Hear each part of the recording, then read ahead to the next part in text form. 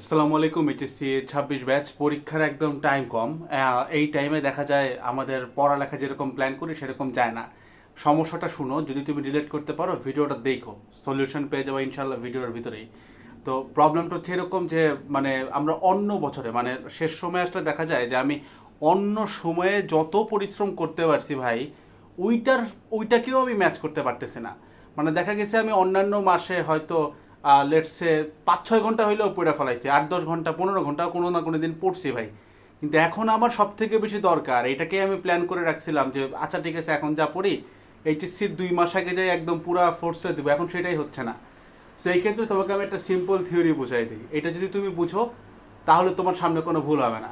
এইটার সাথে আমি মানে আমার ব্যক্তিগত একটা এক্সপিরিয়েন্স তোমাকে আমি শেয়ার করবো, এবং এখানে একটা জ্ঞানের ব্যাপার আছে। মানে এটা আমি মূলত নামাজের একটা জায়গা তোমাকে আমি টেনে বলি। তো জেনারেলি দেখা যায় যারা আমরা নামাজ কালাম খুব রেগুলারলি পড়ি, বিশেষ করে তাহাজ্জুদের সালাতে আমাদের কিন্তু অনেকেরই কান্না আসে। মানে এটা কিন্তু অনেক বড় একটা নিয়ামত। কার আসে কার না আসে না এটা নিয়ে কথা বলাটা আসলে ঠিক না, এটা একটা নিয়ামত, তো এটা পাবলিক বলা ঠিক না। আমার কাছে মনে হয় এটা গোপনীয়তা রাখাটা ভালো, that's a very big thing আর কি। তো ধরো অনেকের কান্না আসে অনেকের কান্না আসে না। তো একটা বান্দা মনে করো সে রেগুলার বেসিসে নামাজ পড়তেছে, তো সে রেগুলার নামাজে খুব সুন্দর কান্না আসে, সে ফিল করতে পারে নামাজের পরে কান্না আসে, এবং সে একদম এক্স্যাক্টলি একটা ফিলিংস পায় যে আমি আরশের নিচে বসা, এরকম একটা ফিলিংস পায়। হুট করে সে কোনো ভুল করে নাই, কিচ্ছু করে নাই, ধুম করে তার এই জিনিসটা আর হচ্ছে না, সে নামাজ পড়ে বাট ফিল করতে পারে না, তার মাথায় দুনিয়া বিচিন্তা ঢুকতে থাকে, সে যতই চেষ্টা করে স্টিল সে পুরোপুরি ফুল ফোকাসে আসতে পারে না। তো এরকম একটা মানুষকে নিয়ে খুব সুন্দর একটা বিবৃতি তুমি পাবা, এটা বিভিন্ন আলেমরা দিয়ে থাকেন, যে অনেক সময়, হ্যাঁ এটা একটা সত্য কথা যে তুমি যদি ভুল করো কিংবা শয়তান দ্বারা প্ররোচিত হও তোমার নামাজে ফোকাস কমে যেতে পারে।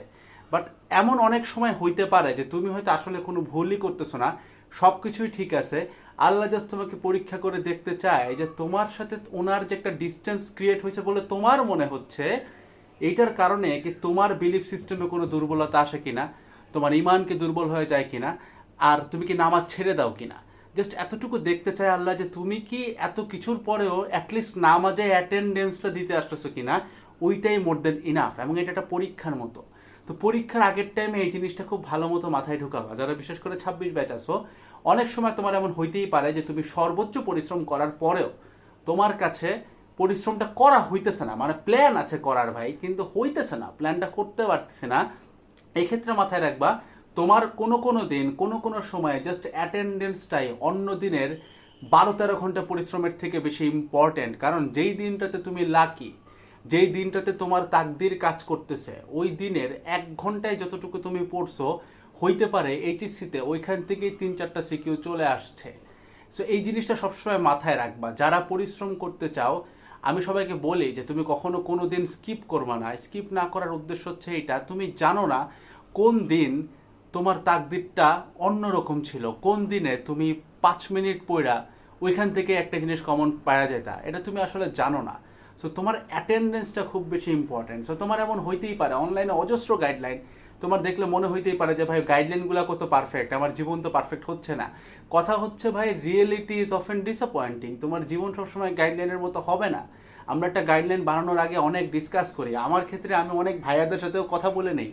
সো সবার গাইডলাইনটাই দেখতে অনেক সুন্দর লাগে, কিন্তু ইভেনচুয়ালি রিয়েলিটি যেটা সেটা সবসময় তোমার গাইডলাইনের সাথে ভাই মিলবে না। তো যখন মিলবে না দেখবা তোমার মনে হবে যে এত পরিশ্রম করতে চাই হচ্ছে না। মাথায় রাখবা তুমি জাস্ট এতটুকু মেকশোর করো তুমি অ্যাটেন্ডেন্স দিতে পারতেছো কিনা, অর্থাৎ আমি আমার নামাজ রোজার বাদে যতটুকু টাইম আমার পড়া উচিত আমি ততটুকু টাইম পড়তে বসতেছি কিনা। আমার মোবাইল দেখতে ইচ্ছা করে, হয়তো আমি মোবাইলে ঢুকেও যাই, বাট অ্যাটলিস্ট আমি সিনসিয়ারলি এটা মাথায় রেখে আবার মোবাইল থেকে ব্যাক এসে পড়তে পারতেছি কিনা। আমার ভাই পড়া মাথায় থাকে না, আমি ভুলে যাচ্ছি, বাট স্টিল তুমি এফোর্টটা দিতে পারতেছো কিনা। এই ইনফরমেশনগুলো ভাই খুব ইম্পর্ট্যান্ট।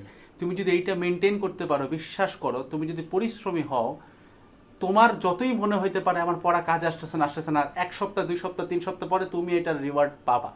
সো উত্তর হচ্ছে একটাই ভাই, জাস্ট চালায় যাও, জাস্ট চালায় যাও, জাস্ট অ্যাটেন্ডেন্সটা দিয়ে যাও। ওই কথাটার মতোই বলবো, জাস্ট অ্যাটেন্ডেন্সটা তুমি দাও, তোমার সলিউশন মহান আল্লাহ করবেন। আসসালামু আলাইকুম, টাটা।